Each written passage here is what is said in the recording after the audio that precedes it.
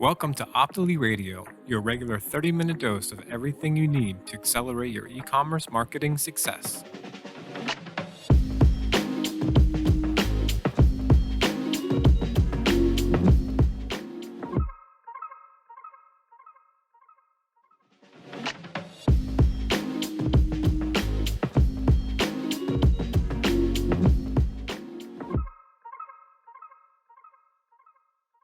Hey there, and welcome back to another episode of Optily Radio, the show that brings in experts from across the industry to help you accelerate your e-commerce marketing.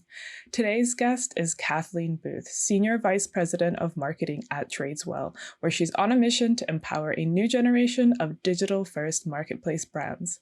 Prior to joining Tradeswell, she led marketing at several VC-backed B2B SaaS businesses in the e-commerce and cybersecurity spaces, and was a founder and CEO of a digital marketing agency where she advised hundreds of companies on the go-to-market and digital marketing strategies. Outside of work, Kathleen is the host of the long-running Inbound Success podcast, which features interviews with top-performing marketers and was named one of the top B2B Marketing Influencers of 2021 by TopRank. And from the Optily side today, we have Grace Mercer joining us. Grace is an Optily account manager who has years of experience working with brands as a digital media strategist and consultant, content creator, and freelance media assistant. At Optily, she works with new e-commerce brands to help them develop the most effective growth strategy for their business. Welcome to the show, Kathleen and Grace. Thank you for having me. Thank you. It's good to be here. Awesome. So, Kathleen, why don't you get started by telling us a little bit about yourself, how it is you got into the world of e-commerce, and what it is you do at Tradeswell? Sure. So I've been working in e-commerce for the last several years across two different companies. And funny enough, I got into e-commerce via cybersecurity, believe it or not. I was head of marketing for a cybersecurity company and went to take a new job at a company that had a product that was, I always say it was like cybersecurity disguised as advertising technology. So we had a product that helped media companies prevent third-party JavaScript from impacting the experience on their websites. And that happened in the form of blocking malicious ads. And partway through my time there, we released a second product that really at its core did the same thing. It protected websites from third-party malicious JavaScript. But in this case, it was blocking Honey and Capital One shopping from executing on e-commerce sites. And so that was kind of my entree into e-commerce, and I loved it. I learned a lot about it. And that led me to Tradeswell, where I am now. And Tradeswell, our platform is like an operating system for e-commerce brands. We are solving the challenge of multi-channel e-commerce data complexity. We believe that the future of e-commerce is going to be programmatic. Machine learning is going to be a real game changer. And so we're building a data platform that provides brands with a strong foundation for running their businesses in that new normal. Awesome. Yeah, we definitely are in that world of data complexity and trying to simplify things for brands who are just overwhelmed with data overload. So cool. You talk a bit about real-time commerce across the Tradeswell sites. So maybe go into what that means for e-commerce brands.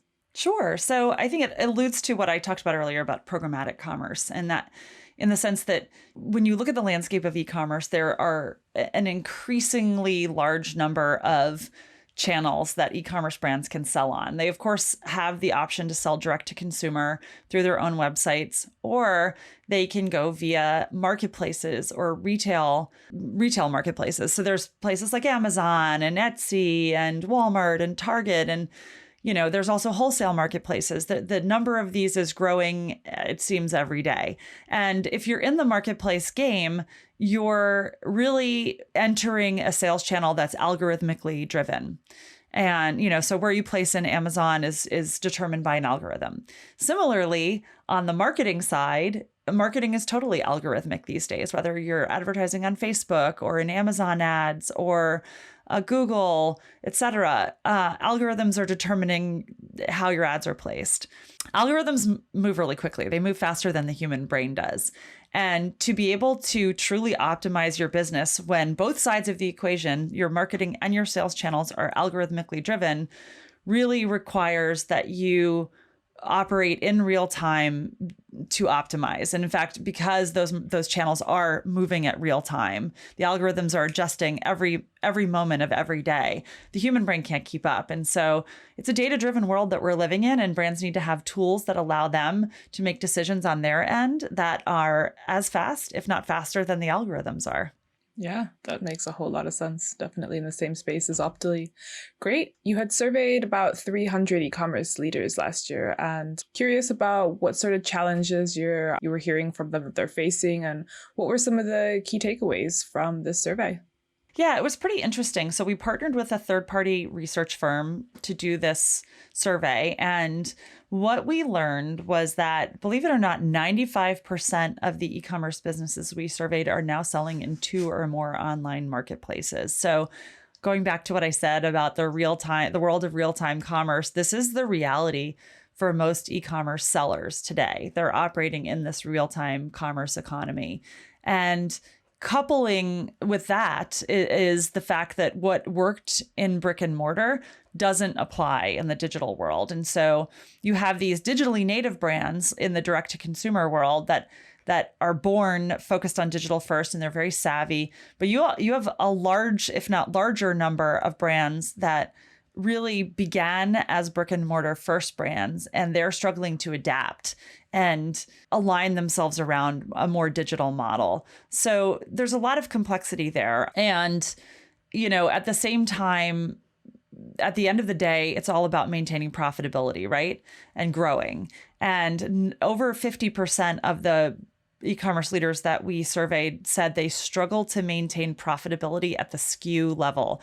So there's maintaining the profitability of the company, but in e-commerce, every individual product or every SKU is like its own business. And so you need to be able to make each product profitable, and you need to have the systems to support your decision making around that. And I think that's where a lot of brands really, really struggle. And I think the last thing that I would say is we heard that, a lot of these companies are staffing up. They have teams that they're bringing on board in order to support what they need to do in this new real-time commerce economy. But those teams are spending up to 20% of their time, one entire day of the week, just trying to make sense of data. So there's a tremendous amount of inefficiency in the system, and folks are kind of experiencing death by spreadsheet. You're trying to wrangle your data from Amazon and match it up with your data from Shopify and tie that back into your ad data. It's really hard. It's apples to oranges for most people. And that makes it difficult, if not impossible, to keep up and optimize in the way that needs to happen in this kind of fast-paced e-commerce world. Yeah, definitely feel you. So what is sort of the solution? What are the successful brands doing to make sure that they can keep up with all this? You mentioned that we have to keep up with all the algorithms and work at algorithm speed. So what are the technologies and tools that the successful brands are using? Yeah, so I think there's 3 themes that underpin the most successful e-commerce businesses. And this emerged from our research. The first one is data unification. So you do have all these different platforms and channels that you can sell on, and with increased opportunity comes increased complexity. And so having systems in place to unify all the data when it comes back to you is sort of the holy grail. It's complicated because a lot of these platforms, especially the marketplace platforms, are walled gardens. And what I mean by that is they control the data, that they control how the data is organized, they control what data you have access to, et cetera. So being able to extract all that data, pull it back into your own systems as an e-commerce brand, organize it the way that makes sense for you to support your own decision making, and to marry it up at the SKU or product level, that's really what best-in-class brands are either doing or working towards. So that's number 1, data unification. The second is alignment. And by this, I'm really referring to alignment across teams. So retail, marketing, operations, finance. I know I don't have to tell you or your listeners that this has been a tremendously challenging year in the world of e-commerce. We've had we now are experiencing significant inflation. There have been massive supply chain disruptions. There's the pandemic and changing shopper behavior. Like one day brick and mortar is thriving, the next day it's not, and then it bounces back. And so keeping up with all of this is really difficult, and it requires tremendous cross-functional alignment. Just to use an example, you might be advertising a certain product because it is a very profitable product for your business. But if you don't have the inventory to fulfill those orders, that's going to create real friction on the customer journey. And that can really hurt a business. And so that's where, you need your marketing team that's doing the advertising to be talking with operations to understand inventory forecasting. You need them also to be talking with finance to understand the profitability of that product. Is it, should we put our advertising dollars behind this either because the margin on that product is high or because that low margin product serves as an important loss leader for other parts of the business? And so all of these different factors come into play and have to be married up. And that alignment is both cultural. You need to get your teams talking to each other and communicating, but it has sort of a technology underpinning that relates back to data unification, because you need your teams looking at a single source of truth. All of them should have access to the same data, so they're making decisions based on common foundations, if you will. So data unification, alignment, and then the third thing is speed. Again, real-time commerce requires that we reduce the time from data to decision to action, and so there's different steps in that chain there, but really having access to real-time data about exactly what's performing and how it's contributing to growth and profit, and being able to quickly, if not automatically, make decisions and take action is vital. So those are really the three keys to success that best-in-class brands are focused on right now. In relation to that, that's in terms of the real-time aspect, that's a pain point that we see with a lot of the people that we work with on the client-facing side. Do you have any recommendations on finding that balance between giving the algorithms time to learn when you're starting new ads or starting new campaigns and whatnot versus taking really quick action to shut things off or scale things up? There's a very delicate balance that has to be achieved. Do you have any advice on how brands can, at the entry level that don't necessarily have a big team to have that expertise kind of take small steps to effectively approach that? Yeah, I'm a little biased, but this is where I do think that technology can help. This is the thing that we're focused on solving, because it's not just being able to look at, for example, one campaign and understand, like, has it had enough time to fully bake and as you said, allow the algorithm to learn. It's the fact that often these brands have hundreds, if not thousands, of campaigns running at the same time. And there isn't the time in a day for most people to go through that. And even once things have had time to really learn and settle, to keep up with it. And so having technology that can surface for you, that can do the work for you and say, look, this campaign is underperforming, and effectively give you your to-do list in order of priority. Like, that's really what brands need today. And eventually we'll be in a place where not only will technology give you your to-do list in order of priority, it will also just shut that campaign off for you. That's the direction that the world is moving. And that's what machine learning allows us to do. It allows us to apply logic to the data and identify, this is where you should double down and spend more because these ads are working well, but you're perhaps not putting enough into them. And these are the campaigns where you should either shut off spending or reduce it or change bid price, et cetera.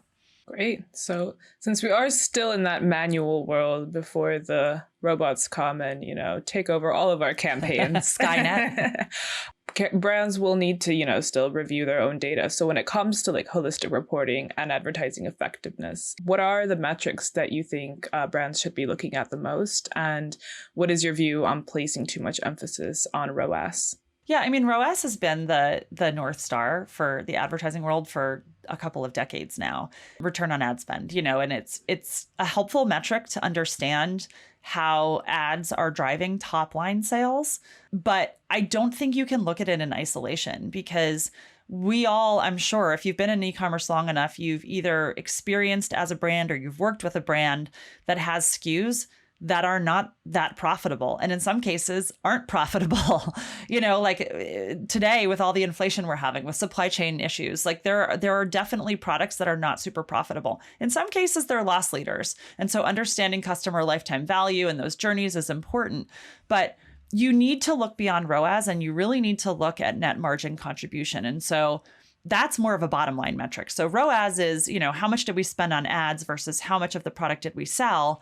Net margin contribution is how much did we spend on ads? How much did we sell? And then when you subtract out the landed costs for that, especially in marketplaces, because you've got seller fees and things along those lines, like how much money are we making at the end of the day? That's crucial. And so we actually had a customer that shifted their focus between, it was 2019 to 2020 Prime Day. 2019, they optimized their entire Prime Day strategy around maximizing ROAS. In 2020, they shifted it to maximize net margin contribution. And they actually saw a 4x growth in ad attributed sales. They had a 20% increase in new customer acquisition, and ROAS went down, but profit went up. And so I just think there's two sides of that coin. You have to look top line, but you also really have to look at bottom line and think about profit. Yeah, that makes a lot of sense. So I was going to ask you to share an example, but you just did. So perfect. So now taking a step back to what you had, talked about a bit in terms of internal company organization and different teams talking to each other. Looking at e-commerce stores from the outside, what are some of the main problems that growing businesses typically face when it comes to structure and organization? So this is a really interesting one because it's a little counterintuitive. And what I mean by that is often it's the biggest companies that have the biggest challenges. And that's because, you have, like I was saying earlier, you have these digitally native brands that are born focused on e-commerce. And so they tend to, from the very beginning, be very aligned around what is needed to succeed in a digital world. Versus then the brick and mortar native brands that are moving into e-commerce, and they have established, they've built their whole company around servicing a brick and mortar world. Their tech stack is designed around that. Their teams, their reporting structures, everything they do, their workflow. That's where I think the biggest challenge lies, is like turning the ship, right? It's a much harder task to take a company that's been built around one paradigm and shift it to focus on another. And so I think what you see there is challenges around definitely technology challenges. How do you support an e-commerce business with your tech stack? But it's also honestly around things like KPIs. What are the most important key performance indicators that we should be tracking and reporting against and goaling our teams on? And unfortunately, what you see in those hybrid businesses where they're part brick and mortar and part e-commerce is you see a conflict in the KPIs. And that can, really set teams at odds with each other. And so I think taking a step back and first looking at what are the KPIs, because, KPIs, all they are is like the carrot that we hang in front of our teams to get them aligned around something. And so if you have different KPIs, you're going to have misalignment. So starting there, aligning everyone around the same KPIs, and then really trying to bake e-commerce into the fabric of the business, much like it is in a digitally native e-commerce brand. In other types of companies, we tend to see e-commerce start as a project. And when it's a project, it's not necessarily taken seriously. And then it might evolve to be a center of excellence, right? And then eventually, a fully mature hybrid e-commerce business, it would be either a full business unit with its own P&L, or it would be just woven into the company. And so I think that's the interesting challenge. It's often the companies that are, quote unquote, the most successful and the ones we all have heard about and that have the biggest budgets that also have the biggest challenge. Yeah, very interesting. I was going to say, kind of piggyback off that with the follow-up. I agree that the conflict, especially with those that are brick and mortar and online based, and getting, a lot of times the decision makers to be willing to implement and invest in the tech stack or those side of things. what would you say for a team that, you have a team member that understands the importance? What points would you recommend they highlight aside from KPI and the minimums, and just to kind of really drive home the point that, this is a really important aspect to focus on because tech is the future and you're going to get left behind if you don't start implementing these things now. You're going to be playing from behind. Yeah, I think that at the end of the day, what most executives respond to is data, and this is why it goes back to what I said in the very beginning. You have to think of your e-commerce business as every individual product is its own business and should have its own profit and loss statement. And so if you're able to pull in data and build SKU level P&Ls, you should be able to build a case, honestly, about the profitability of investing in e-commerce. And if you're running your business correctly, hopefully you can show that individual products are making money, not just with ROAS. Again, this goes back to net margin contribution. That's really the thing at the end of the day that an executive who's going to make an investment in technology is going to be asking. It's not going to be, how did this improve sales? It's going to be, how did this improve profitability? And I mean, any executive, if you can tell them, look, if we put $1, $2 into promoting this product, and I'm going to deliver you, $4 on the other end and profit. Yeah, I'm a head of marketing. Normally that would mean I'd have an unlimited budget if I could guarantee that, right? I'm going to double your money. It's like if you were in Vegas and somebody guaranteed you could double your money, who would not just keep putting money in, right? And so it has to start with the data. And unfortunately, if you're just getting started, you might not have a lot of technology to do that. And so you may need to start with spreadsheets. And it is time consuming, but I think it's a worthwhile exercise to go through. And if you can also quantify the time you're putting into that and demonstrate, look, I'm spending 20% of my week gathering data. You're paying me this much. My time is better spent in other places. If you can say the amount that you're paying me for that 20% of my time is more than the investment we'd make in technology to eliminate that time for me, that's also a compelling argument. So it all comes back to ROI and the data to support that. Great. So some really actionable steps on justifying technology spend there. Great. So you've already mentioned the looming recession. So I feel like we do need to ask what e-commerce marketers should be doing right now to prepare for what seems like the inevitable. Yeah, I hope it's not inevitable, but everyone certainly talks about it as though it is. I think I'll just restate what I already said, which really is, if you're only focused on ROAS today, you will probably be setting yourself up for some pain in the future. You have to reorient yourself and also look at how you're contributing to profit.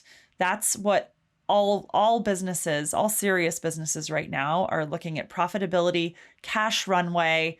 The era of growth at all costs is I don't know if it's over, but it's certainly on hold.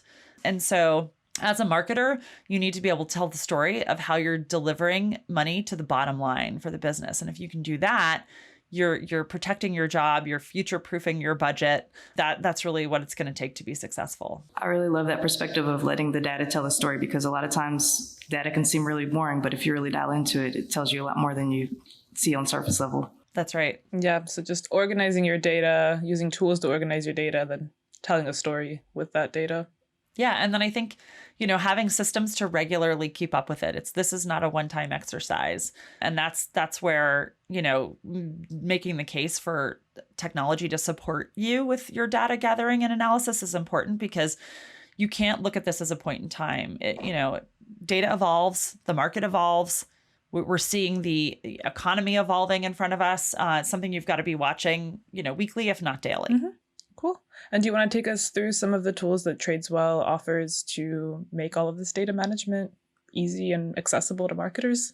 Sure. So we have a data platform that pulls all of the most business critical data in for e-commerce retailers from direct to consumer and marketplace channels, including right now we're integrated with Shopify, BigCommerce, Amazon, Target, Walmart, Ulta, Beauty. But we also pull in marketing channel data. So we've got Facebook, Google, Klaviyo, Snapchat, TikTok, and a lot of also the marketplace advertising platforms.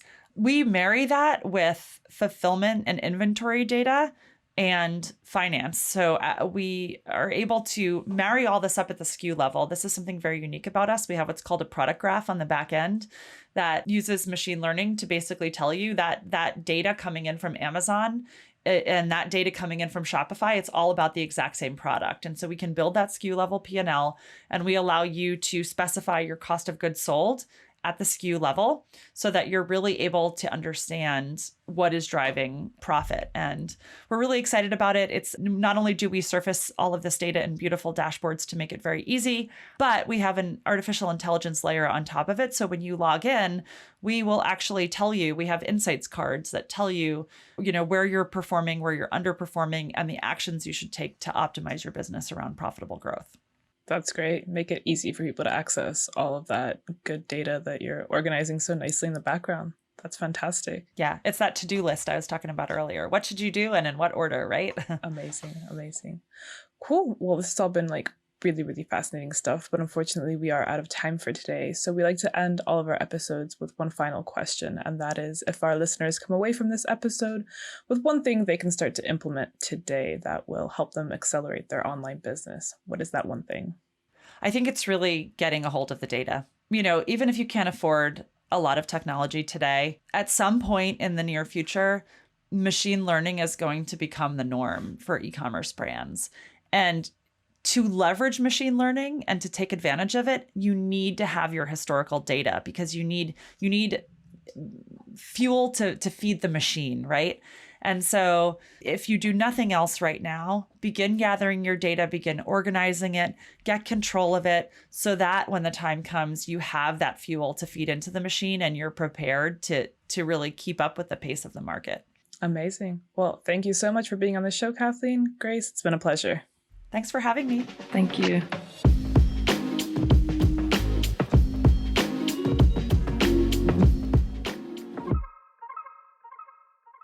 Thanks for joining us for this episode of Optily Radio, Accelerate E-commerce Marketing.